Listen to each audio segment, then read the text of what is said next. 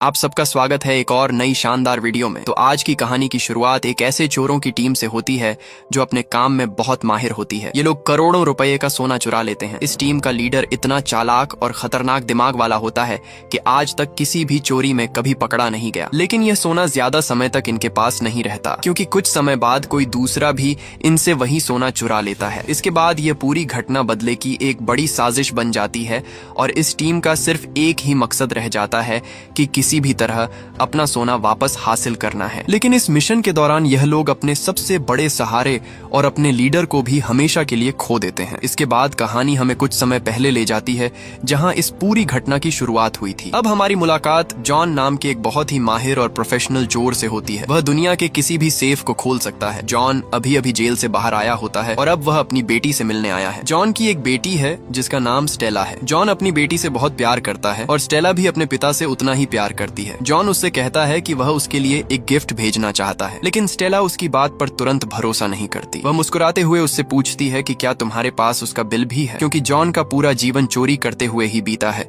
और वह उसकी इस आदत को अच्छी तरह जानती है। इसके बाद हमें जॉन की पूरी टीम से मिलवाया जाता है। सबसे पहले चार्ली है, जो इस टीम का सबसे समझदार मेंबर है। वह जॉन को अपने पिता जैसा मानता है और उसके हर फैसले का पूरा सम्मान करता है। दूसरा लायॉल है, जो कंप्यूटर का बहुत बड़ा एक्सपर्ट है। वह किसी भी बिल्डिंग को स्कैन करके उसके हर कोने की पूरी जानकारी कुछ ही समय में निकाल सकता है और टीम को सही जानकारी देता है। तीसरा रॉब है, जो गाड़ी चलाने में माहिर है। चौथा लेफ्ट ईयर है, जो धमाकों का एक्सपर्ट है और कुछ ही सेकंड्स में लगभग किसी भी चीज को उड़ा सकता है। पांचवा स्टीव है, जो पूरे ऑपरेशन को संभालता है। अब इस टीम का निशाना एक ऐसा सेफ होता है जिसके अंदर $35 मिलियन का सोना रखा हुआ है। ये सेफ समुद्र के किनारे बने एक घर के अंदर रखा है, जहाँ कई खतरनाक गैंगस्टर उसकी रखवाली कर रहे होते हैं। स्टीव चुपके से उस घर के ग्राउंड फ्लोर तक पहुंच जाता है। दूसरी तरफ टीम के बाकी लोग नाव के जरिए वहां पहुंचते हैं। कुछ ही देर में सभी लोग घर के पास बनी एक सुरंग तक पहुंच जाते हैं, जहां से उनका असली मिशन शुरू होने वाला होता है। टीम जिस सुरंग में खड़ी होती है उसके ठीक ऊपर स्टीव मौजूद होता है और स्टीव के ऊपर वाली मंजिल पर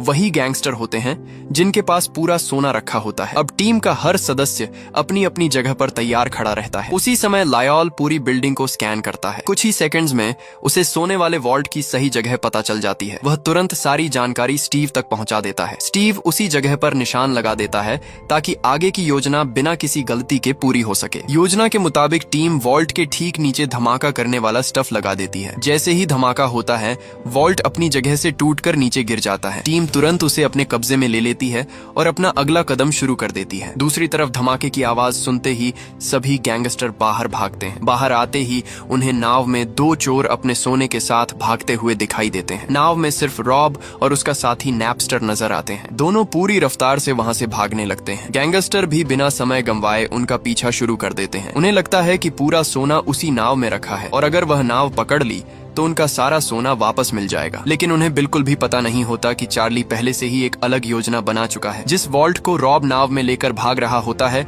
वह पूरी तरह खाली होता है और उसके अंदर कुछ भी नहीं रखा होता। असल में धमाके के बाद असली वॉल्ट सीधे पानी में गिर जाता है। अब जॉन तुरंत उस सेफ को खोलने का काम शुरू कर देता है। उनके पास ज्यादा समय नहीं होता, क्योंकि सिर्फ 7 मिनट बाद पूरे शहर की पुलिस वहां पहुंचने वाली होती है। लेकिन जॉन बिल्कुल भी घबराता नहीं है। जॉन को सेफ खोलने में ज्यादा समय नहीं लगता। वह सिर्फ 2 मिनट के अंदर ही उसे खोल देता है। सेफ खुलते ही सभी लोग हैरान रह जाते हैं, क्योंकि उसके अंदर बहुत बड़ी मात्रा में सोना रखा हुआ होता है। इसके बाद सभी चोर जल्दी जल्दी पूरा सोना अपने अपने बैग में भरना शुरू कर देते हैं। तभी वहां पुलिस भी पहुंच जाती है, लेकिन तब तक जॉन की पूरी टीम अपना काम खत्म करके वहां से निकल चुकी होती है। कुछ ही देर बाद नैपस्टर और रॉब भी बाकी टीम के साथ मिल जाते हैं। इस तरह पूरी टीम करोड़ों रुपए का सोना चुराने में कामयाब हो जाती है, लेकिन उन्हें बिल्कुल भी अंदाजा नहीं होता कि आगे उनके साथ क्या होने वाला है। चोरी पूरी होने के बाद पूरी टीम बर्फ से ढके एक पहाड़ पर पहुंचती है। वहां जॉन चार्ली की शानदार योजना की खूब तारीफ करता है। सभी लोग बहुत खुश होते हैं और अपने अपने हिस्से के पैसों के बारे में बातें करने लगते हैं। चारों तरफ हंसी खुशी का माहौल होता है। हर कोई अपने आने वाले अच्छे दिनों के सपने देख रहा होता है, लेकिन उन्हें बिल्कुल भी पता नहीं होता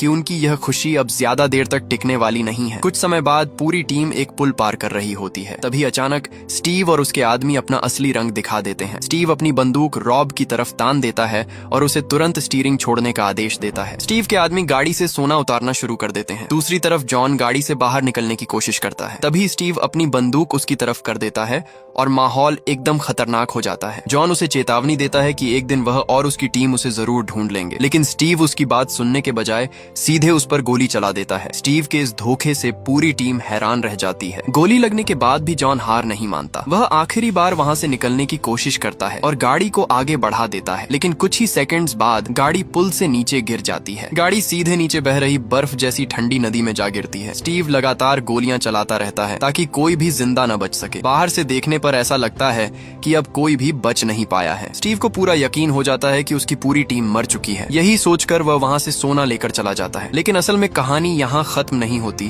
क्योंकि सच्चाई कुछ और ही होती है। दरअसल चार्ली और उसके बाकी साथी किसी तरह जिंदा बच जाते हैं। वह नदी के किनारे तक पहुंचने में कामयाब हो जाते हैं, लेकिन जॉन को खोने का दर्द चार्ली को अंदर से पूरी तरह तोड़ देता है। चार्ली जॉन को अपने पिता जैसा मानता था, इसलिए उसकी मौत का दुख उसके लिए बहुत बड़ा झटका बन जाता है। समय धीरे धीरे बीतता रहता है और देखते ही देखते पूरा 1 साल गुजर जाता है। लेकिन 1 साल बीतने के बाद भी चार्ली और उसके साथी स्टीव को नहीं भूलते। उनके दिल में बदले की आग अब भी जल रही होती है और वह सही मौके का इंतजार कर रहे होते हैं। दूसरी तरफ स्टेला अब पुलिस के साथ एक प्रोफेशनल लॉक स्पेशलिस्ट के रूप में काम कर रही होती है। वह एक मुश्किल काम को सक्सेसफुली पूरा करती है और उसकी खूब तारीफ की जाती है। जब स्टेला अपने ऑफिस वापस लौटती है तो वहाँ चार्ली उसका इंतजार कर रहा होता है। उसे देखकर स्टेला हैरान रह जाती है। चार्ली उसे बताता है कि उसने स्टीव का पता लगा लिया है। चार्ली कहता है कि वह स्टीव से अपना चुराया हुआ सोना वापस लेना चाहता है। वह स्टेला को बताता है कि स्टीव ने एक बहुत मजबूत सेफ बनवाया है जिसे सिर्फ वही खोल सकती है। चार्ली उससे कहता है कि हमें तुम्हारी मदद चाहिए, लेकिन यह सुनते ही स्टेला साफ मना कर देती है। वह उसे याद दिलाती है कि उसके पिता की मौत इन्हीं सब चीजों की वजह से हुई थी। स्टेला कहती है कि वह अपने पिता की तरह चोर नहीं है। यह सुनकर चार्ली उसे बताता है कि जॉन उसके लिए भी पिता जैसा था। वह कहता है कि उसे सोने से ज्यादा जॉन के लिए इंसाफ चाहिए। चार्ली समझाता है कि स्टीव ने लालच में आकर जॉन की जान ली थी और वह उसी बात का बदला लेना चाहता है। ये सब कहने के बाद चार्ली वहाँ से चला जाता है और स्टेला सोच में पड़ जाती है। उसी रात स्टेला दोबारा इस बारे में सोचती है। आखिरकार वह चार्ली को फोन करती है और कहती है कि जब स्टीव से सोना वापस लिया जाएगा तो वह उसके चेहरे का भाव खुद देखना चाहती है। इस तरह स्टेला आखिरकार टीम का हिस्सा बनने के लिए तैयार हो जाती है। अगली सुबह चार्ली पूरी टीम को नई पहचान देता है। इसके बाद सभी लोग लॉस एंजलिस पहुंच जाते हैं ताकि अपने अगले मिशन की शुरुआत कर सकें। अब उनका पूरा ध्यान स्टीव से सोना वापस लेने पर होता है। चार्ली और नैपस्टर चुपचाप स्टीव के घर के पास अपनी जगह बना लेते हैं। नैपस्टर एक माहिर हैकर होने की वजह से पूरे घर की हर जानकारी निकालना शुरू कर देता है और कुछ ही समय में सब कुछ पता कर लेता है। नैपस्टर चार्ली को बताता है कि स्टीव के घर में कार्सन सिक्योरिटी सिस्टम लगा हुआ है। आज तक कोई भी इस सिस्टम को तोड़ नहीं पाया। हर साल कार्सन इस लॉक को तोड़ने के लिए $5 लाख का इनाम भी रखती है। यह इनाम उस इंसान के लिए होता है जो उनके सिक्योरिटी सिस्टम को तोड़ सके, लेकिन आज तक कोई भी इसमें सफल नहीं हुआ। ये सुनकर पूरी टीम समझ जाती है कि यह काम बिल्कुल भी आसान नहीं होगा। दूसरी तरफ स्टीव अपने बेहद सुरक्षित घर में अकेला रहता है। उसके घर में कोई नौकर भी नहीं होता। वह अपना ज्यादातर समय टीवी देखते हुए बिताता है और उसे बिल्कुल भी अंदाजा नहीं होता कि कोई उस पर नजर रख रहा है। अब टीम के सामने सिर्फ एक ही रास्ता बचता है। उन्हें किसी तरह स्टीव के घर के अंदर जाना होगा ताकि घर का पूरा नक्शा तैयार किया जा सके और उस छिपे हुए सेफ का पता लगाया जा सके। यह जिम्मेदारी स्टेला को दी जाती है, क्योंकि अगर टीम का कोई और सदस्य स्टीव के सामने आ गया तो वह उसे तुरंत पहचान लेगा। स्टीव भले ही उन्हें मरा हुआ समझता हो, लेकिन उनके चेहरे वह कभी नहीं भूला। योजना के मुताबिक टीम स्टीव के घर का केबल कनेक्शन बंद कर देती है। स्टीव तुरंत केबल कंपनी में शिकायत करता है। उसी दौरान रॉब पूरी चालाकी से ऐसा इंतजाम करता है कि स्टेला को रिपेयर वर्कर बनाकर घर के अंदर भेज दिया जाता है। स्टेला अपनी शर्ट में एक छुपा हुआ कैमरा पहनकर घर के अंदर जाती है। वह पूरे घर की रिकॉर्डिंग करती रहती है, जबकि बाहर बैठी टीम हर चीज को ध्यान से देख रही होती है। रिकॉर्डिंग देखते हुए टीम को पता चलता है कि स्टीव ने वही जिंदगी जीनी शुरू कर दी है जिसका सपना कभी वह लोग देखा करते थे। वही महंगी चीजें, वही शानदार गाड़ियां और वही ऐशो आराम अब स्टीव के पास होता है। यह सब देखकर पूरी टीम के अंदर गुस्सा और भी बढ़ जाता है। उन्हें महसूस होता है कि स्टीव सिर्फ उनका सोना ही नहीं बल्कि उनके सपने भी छीन कर जी रहा है। अब उनका बदला लेने का इरादा और मजबूत हो जाता है। इसी बीच स्टेला अपना काम पूरा करके केबल कनेक्शन ठीक कर देती है। जब वह जाने लगती है तब स्टीव उससे बात करने लगता है। वह उससे फ्लर्ट करता है और उसे रात के खाने पर चलने का इनविटेशन देता है। स्टेला का बिल्कुल भी मन नहीं होता, क्योंकि वही इंसान उसके पिता की मौत का जिम्मेदार है। लेकिन अपने मिशन को सफल बनाने के लिए वह उसकी बात मान लेती है और डिनर पर जाने के लिए तैयार हो जाती है। जैसे ही स्टेला वहाँ से निकलती है, चार्ली उससे संपर्क करता है। वह कहता है कि तुम्हें सच में उसके साथ डिनर करने की जरूरत नहीं है। तुम्हें सिर्फ उसे कुछ समय तक व्यस्त रखना है ताकि बाकी टीम आराम से अपना काम कर सके। जब स्टेला स्टीव स्टीव को अपने साथ बिजी रखती है, तब टीम के बाकी सदस्य चुपचाप उसके घर के अंदर पहुंच जाते हैं। वह पूरे घर का नक्शा ध्यान से देखते हैं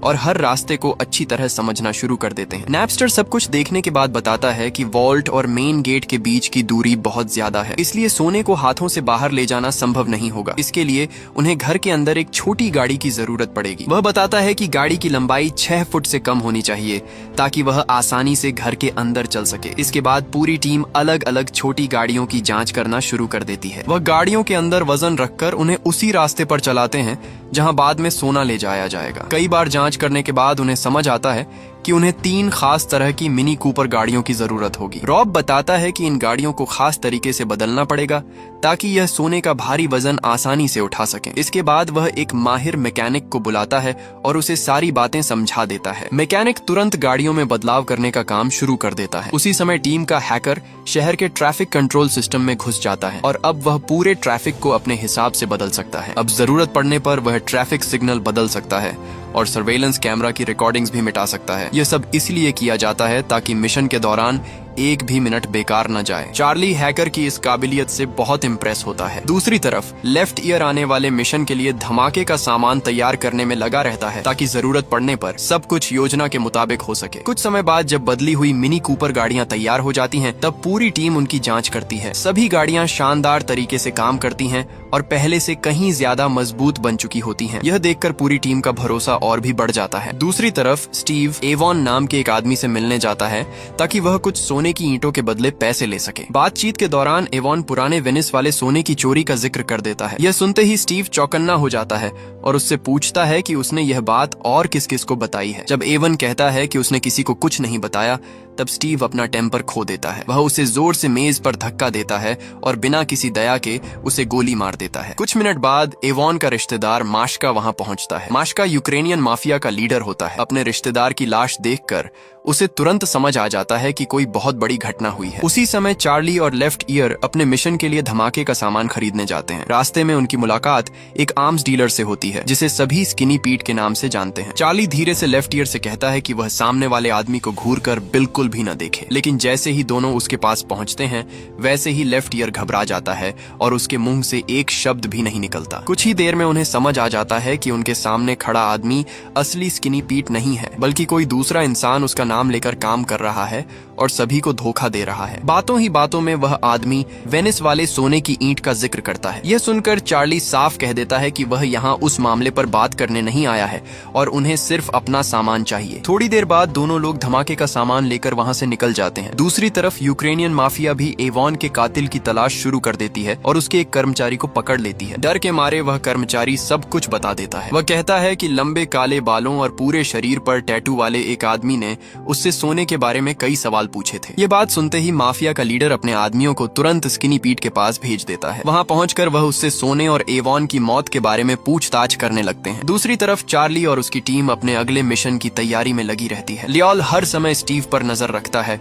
और उसकी हर रोज की एक्टिविटीज को ध्यान से देखता रहता है। एक दिन स्टीव स्टेला से मिलने के लिए अपने घर से बाहर निकलता है। जैसे ही चार्ली को यह खबर मिलती है, वह पूरी योजना दोबारा देखता है और मिशन शुरू करने की तैयारी करने लगता है। लेकिन तभी एक नई परेशानी सामने आ जाती है। उन्हें पता चलता है कि स्टीव के पड़ोसी के घर एक बड़ी पार्टी चल रही है। इसका मतलब अब वह धमाके का इस्तेमाल नहीं कर सकते। अगर उन्होंने धमाका किया तो पूरी योजना वहीं खत्म हो जाएगी और सभी लोग पकड़े जाएंगे। मजबूरी में चार्ली को अपना मिशन रोकना पड़ता है और वह उस दिन की पूरी योजना रद्द कर देता है। अब उनके पास कोई दूसरा रास्ता नहीं बचता, इसलिए स्टेला को स्टीव के साथ रेस्टोरेंट में डिनर के लिए जाना पड़ता है। डिनर के दौरान स्टीव उसकी खूब तारीफ करता है। वो स्टेला की काबिलियत की भी तारीफ करता है और उसकी खूबसूरती की भी। बातों बातों में वह स्टेला को अपने घर चलने का इन्विटेशन देता है, लेकिन स्टेला साफ कह देती है कि हर चीज धीरे धीरे होनी चाहिए। स्टीव को उसकी बात पर थोड़ा शक होने लगता है। वह स्टेला से पूछता है कि क्या वह सच में उस पर भरोसा करती है। तब स्टेला शांति से कहती है कि वह हर इंसान पर भरोसा करती है, लेकिन उसके अंदर बैठे शैतान पर नहीं। यह वही बात होती है जो उसके पिता जॉन अक्सर कहा करते थे। ये सुनते ही स्टीव एकदम चौंक जाता है। वह कहता है कि वह पहले भी किसी को यही बात कहते हुए सुन चुका है। तभी स्टीव अचानक स्टेला का हाथ पकड़ लेता है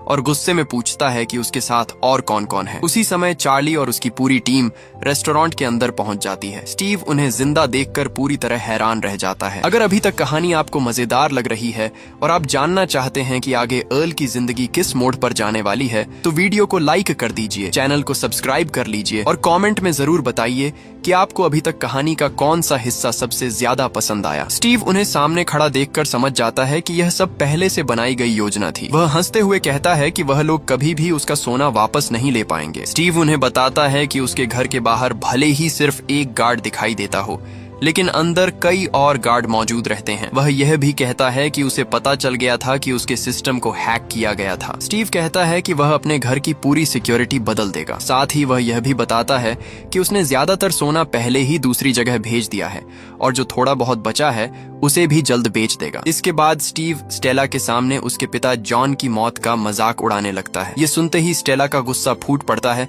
और वह उसकी तरफ बढ़ती है, लेकिन रॉब उसे रोक लेता है। स्टीव अपनी सिक्योरिटी की तारीफ करते हुए कहता है कि दुनिया का कोई भी इंसान उसके सेफ को नहीं खोल सकता। उसकी बातें सुनकर चार्ली अपना गुस्सा नहीं रोक पाता और उसे जोरदार मुक्का मार देता है। स्टीव जमीन पर गिर जाता है। इसके बाद चार्ली और उसकी पूरी टीम वहां से निकल जाती है और अपने हाइडआउट वापस पहुंचती है। वहां चार्ली स्टेला को शांत करने की कोशिश करता है। चार्ली उसे समझाता है कि स्टीव को देखने के बाद उसके मन में जो गुस्सा और दर्द आया है वह बिल्कुल नेचुरल है। उसी समय नैपस्टर एक बुरी खबर लेकर आता है। नैपस्टर बताता है कि स्टीव बहुत जल्द पूरा सोना मेक्सिको भेजने की तैयारी कर रहा है। ये सुनकर टीम कुछ देर के लिए निराश हो जाती है, लेकिन चार्ली इसे एक नए मौके की तरह देखता है। चार्ली कहता है कि अगर स्टीव सोना बाहर भेज रहा है तो वह लोग रास्ते में ही उसे रोक सकते हैं। लायोल बताता है कि स्टीव सोने को एक मजबूत ट्रक में भेजेगा और उसके साथ एक हेलीकॉप्टर भी रहेगा। इसी दौरान चार्ली के पास स्किनी पीट का फोन आता है। वह उससे यान की मौत के बारे में पूछता है। चार्ली कहता है कि उसे इस बारे में कुछ भी नहीं पता, लेकिन वह पीट से एक छोटी सी मदद जरूर मांगता है। इसके बाद चार्ली और रॉब एक ट्रक डीलरशिप पहुंचते हैं। वहां से वह अपने मिशन के लिए एक ट्रक खरीद लेते हैं। ट्रक देखने के बाद चार्ली तुरंत रेंच को फोन करता है। चार्ली उससे कहता है कि उन्हें उसकी मदद चाहिए। रेंच खुशी से कहता है कि वह फिर से टीम के साथ काम करना चाहता है। चार्ली उसकी बात मान लेता है और उसे वापस टीम में शामिल कर लेता है। कुछ समय बाद चार्ली और लेफ्ट ईयर एक पुल के नीचे धमाके का सामान लगा देते हैं। उनका इरादा उस ट्रक का रास्ता बदलना होता है जिसमें स्टीव सोना लेकर जाने वाला है। दूसरी तरफ पूरी टीम स्टीव की ट्रांसपोर्ट योजना को ध्यान से समझती है। उन्हें पता चलता है कि स्टीव लोगों को धोखा देने के लिए 3 आर्मर्ड ट्रक इस्तेमाल कर सकता है, लेकिन चार्ली पहले ही इस चाल को समझ चुका होता है। वह कहता है कि असली सोना उसी ट्रक में होगा जिसके ऊपर हेलीकॉप्टर निगरानी कर रहा होगा। अब लायोल इस बात का पता करने के लिए सभी ट्रक पर नजर रखना शुरू कर देता है। लायोल तीनों ट्रक पर लगातार नजर रखता है। वह हर ट्रक को बहुत ध्यान से देखता है और उनके टायर पर पड़ रहे वजन को भी समझने की कोशिश करता है। इसी तरह जांच करते हुए उसे पता चल जाता है कि असली सोना ट्रक नंबर 128 में रखा है। कुछ देर बाद तीनों ट्रक एक चौराहे पर पहुंचते हैं। वहां से तीनों अलग अलग रास्तों पर निकल जाते हैं। लायोल ट्रैफिक कैमरा की मदद से उन पर नजर बनाए रखता है और अपनी योजना पर काम शुरू कर देता है। वह एक नकली ट्रक वाले रास्ते पर इतना बड़ा ट्रैफिक जैम कर देता है कि वहां आगे बढ़ना लगभग नामुमकिन हो जाता है। ऊपर उड़ रहे हेलीकॉप्टर से स्टीव यह सब देखता है और उसे तुरंत शक हो जाता है कि कुछ गड़बड़ है। स्टीव तुरंत पायलट को रास्ता बदलने का आदेश देता है, लेकिन उसी समय लायल ट्रैफिक कंट्रोल सिस्टम को हैक करके ट्रक नंबर 128 को उसी रास्ते पर भेज देता है जहां पूरी टीम पहले से इंतजार कर रही होती है। अब असली मिशन शुरू हो जाता है। टीम पूरी रफ्तार से ट्रक का पीछा करना शुरू कर देती है। ये पीछा भीड़ भरी सड़कों, सीढ़ियों और यहाँ तक कि ट्रेन स्टेशन के बीच से भी गुजरता है। हालात लगातार मुश्किल होते जाते हैं, लेकिन टीम का हर सदस्य एक दूसरे का हौसला बढ़ाता रहता है। सही समय आने पर लायल सामने आ रही ट्रेन को रोक देता है ताकि टीम को आगे बढ़ने का साफ रास्ता मिल सके। कुछ ही देर बाद सभी लोग उस पुल तक पहुंच जाते हैं जहां रेंच पहले से तैयार खड़ा होता है। वह सही समय पर इशारा देता है और उसी पल लेफ्ट ईयर धमाका कर देता है। जोरदार धमाके से सड़क टूट जाती है और सोना ले जा रहा ट्रक सीधे नीचे बने गड्ढे में गिर जाता है। इसके तुरंत बाद रेंच टूटे हुए हिस्से को छुपा देता है ताकि किसी को वहां हुई घटना का पता न चल सके। उधर स्टीव को ट्रक के गायब होने की खबर मिल जाती है। वह तुरंत अपने आदमियों को उसे ढूंढने का आदेश देता है। दूसरी तरफ चार्ली और उसकी टीम गिरे हुए ट्रक तक पहुंच जाती है, लेकिन ट्रक के अंदर रखा सेफ देखकर सभी हैरान रह जाते हैं। स्टीव ने पहले वाले सेफ की जगह एक बिल्कुल नया मॉडल रख दिया होता है। चार्ली तुरंत स्टेला से पूछता है कि क्या वह इसे खोल सकती है। स्टेला सेफ को ध्यान से देखती है और बताती है कि यह पहले से कहीं ज्यादा मुश्किल है। वह समझ जाती है कि रेस्टोरेंट में मिलने के बाद स्टीव को उन पर शक हो गया था, इसीलिए उसने पहले ही अपनी योजना बदल दी। यही वजह थी कि स्टीव पूरे भरोसे से कह रहा था कि वह लोग उसका सेफ कभी नहीं खोल पाएंगे। फिर भी स्टेला हार नहीं मानती और ड्रिल की मदद से सेफ खोलने की कोशिश शुरू कर देती है। यह काम बिल्कुल आसान नहीं होता। स्टेला बताती है कि सेफ के अंदर एक सुरक्षा परत लगी हुई है, अगर वह जरा सी भी टूट गई तो सेफ हमेशा के लिए लॉक हो जाएगा। इसीलिए स्टेला बिना जल्दबाजी किए बहुत संभल कर काम करती है। काफी देर की मेहनत के बाद आखिरकार वह सेफ खोलने में सफल हो जाती है। सेफ खुलते ही पूरी टीम खुशी से झूम उठती है, क्योंकि उनका सोना आखिरकार उनके सामने होता है। सेफ खुलते ही पूरी टीम बिना समय गंवाए सोने की सभी ईंटें अपनी मिनी कूपर गाड़ियों में रखना शुरू कर देती है। लायल भी सोना देखकर बहुत खुश हो जाता है, लेकिन उनकी यह खुशी ज्यादा देर तक नहीं टिकती। कुछ ही पलों में स्टीव के आदमी वहां पहुंच जाते हैं और पूरी टीम का पीछा शुरू कर देते हैं। सुरंग के अंदर दोनों तरफ से गोलियां चलने लगती हैं। देखते ही देखते पूरा इलाका गोलियों की आवाज से गूंज उठता है। हालात बहुत खतरनाक हो जाते हैं, लेकिन चार्ली और उसकी टीम बिना घबराए वहां से निकलने की कोशिश करती है। कई मुश्किलों के बाद वह लोग सुरंग से बाहर निकलकर हाईवे तक पहुंच जाते हैं। दूसरी तरफ स्टीव हेलीकॉप्टर से उन पर नजर रख रहा होता है। जैसे ही वह टीम को देखता है, वह उनका पीछा शुरू कर देता है। कुछ देर तक यह पीछा खुले मैदान में चलता रहता है। इसके बाद सभी लोग फिर से मेन सड़क पर पहुंच जाते हैं। चार्ली कई बार अपना रास्ता बदलता है ताकि स्टीव कंफ्यूज हो जाए, लेकिन स्टीव किसी भी हालत में उनका पीछा छोड़ने को तैयार नहीं होता। कुछ देर बाद पीछा करते करते स्टीव और चार्ली आमने सामने आ जाते हैं। चार्ली बहुत मुश्किल से हेलीकॉप्टर के घूमते हुए पंखों से खुद को बचाता है और आगे निकल जाता है। उसी समय स्टीव हेलीकॉप्टर से नीचे कूद जाता है। वह सड़क पर जा रहे एक आदमी की गाड़ी छीन लेता है और उसी गाड़ी से चार्ली का पीछा करना शुरू कर देता है। कुछ समय बाद चार्ली फिर से अपनी पूरी टीम के साथ मिल जाता है। सभी लोग जल्दी जल्दी अपनी मिनी कूपर गाड़ियों को एक ट्रेन के डिब्बे में चढ़ा देते हैं और वहां से निकलने की तैयारी करने लगते हैं, लेकिन स्टीव उनका पीछा करते हुए वहां भी पहुंच जाता है। वह रेंच को रेलवे वर्कर समझ लेता है और उसे $5000 देकर ट्रेन का डिब्बा खोलने के लिए कहता है। रेंच बिना कुछ कहे पैसे ले लेता है और ट्रेन का डिब्बा खोल देता है। जैसे ही दरवाजा खुलता है, स्टीव अंदर चार्ली को खड़ा देखकर पूरी तरह हैरान रह जाता है। चार्ली मुस्कुराते हुए स्टीव की योजना की तारीफ करता है। वह कहता है कि 3 ट्रक का इस्तेमाल करना सच में बहुत चालाकी भरा फैसला था, लेकिन अब पूरा सोना उसके पास है और स्टीव के हाथ कुछ भी नहीं बचा। ये सुनते ही स्टीव गुस्से में अपनी बंदूक निकाल लेता है। वह बंदूक चार्ली की तरफ तान कर कहता है कि उसका सोना वापस कर दो। वह धमकी देता है कि अगर ऐसा नहीं हुआ तो वह उसे भी जॉन की तरह मार देगा। उसी समय वहां यूक्रेनियन माफिया पहुंच जाती है। स्टीव उन्हें पहचान नहीं पाता और उनसे पूछता है कि वह लोग कौन हैं। तभी उनका लीडर खुद को यान का रिश्तेदार बताता है। स्टीव यह सुनते ही समझ जाता है कि अब उसकी मुश्किलें शुरू हो चुकी हैं। स्टीव तुरंत कहता है कि उसने यान को नहीं मारा। वह दावा करता है कि जब वह वहां पहुंचा था तब यान पहले ही मर चुका था। वह अपनी जान बचाने की पूरी कोशिश करता है और उनसे समझौता करने की बात भी करता है, लेकिन तब तक बहुत देर हो चुकी होती है, क्योंकि चार्ली पहले ही यूक्रेनियन माफिया के साथ एक समझौता कर चुका होता है। वह उनकी तरफ सोने से भरा एक बैग बढ़ा देता है जो उसी समझौते का हिस्सा होता है। उसी समय स्टेला आगे बढ़ती है और पूरे गुस्से के साथ स्टीव के चेहरे पर जोरदार मुक्का मारती है। इतने सालों से उसके दिल में जो गुस्सा भरा हुआ था वह आखिरकार बाहर निकल आता है। इसके बाद यूक्रेनियन माफिया के लोग स्टीव को अपने साथ ले जाते हैं। स्टेला के चेहरे पर पहली बार सुकून दिखाई देता है, क्योंकि आखिरकार उसने अपने पिता जॉन की मौत का बदला ले लिया होता है। स्टेला भावुक होकर चार्ली को गले लगा लेती है। वह उसका धन्यवाद करती है, क्योंकि उसी की वजह से उसे अपने पिता के लिए इंसाफ मिल पाया। दूसरी तरफ स्टीव लगातार माफिया के लीडर से माफी मांगता रहता है। स्टीव उन्हें दोगुने पैसे देने का भी लालच देता है ताकि वह उसे छोड़ दे, लेकिन अब कोई उसकी बात सुनने के लिए तैयार नहीं होता। उसके लिए अब बहुत देर हो चुकी होती है। इधर चार्ली और उसकी पूरी टीम अपनी जीत का जश्न मनाती है। सभी लोग खुशी खुशी ट्रेन में बैठ जाते हैं और अपनी जिंदगी की एक नई शुरुआत करने के लिए वहां से निकल पड़ते हैं। इस पूरी कहानी से हमें यही सीख मिलती है कि अपराध कुछ समय के लिए दौलत जरूर दे सकता है, लेकिन भरोसा, परिवार और अपने किए का हिसाब आखिर में सबसे ज्यादा मायने रखता है। यही थी इस फिल्म की पूरी कहानी। उम्मीद है आपको ये मूवी पसंद आई होगी। अगर आपको वीडियो पसंद आई हो तो एक लाइक जरूर करना, और अगर आपको ऐसी ही शानदार मूवी रिकैप वीडियो पसंद है तो चैनल को सब्सक्राइब जरूर करना और बेल आइकॉन दबाकर नोटिफिकेशन भी ऑन कर दें, ताकि आने वाली कोई भी वीडियो आपसे मिस ना हो। वीडियो देखने के लिए आपका बहुत बहुत धन्यवाद। मिलते हैं अगली शानदार कहानी के साथ।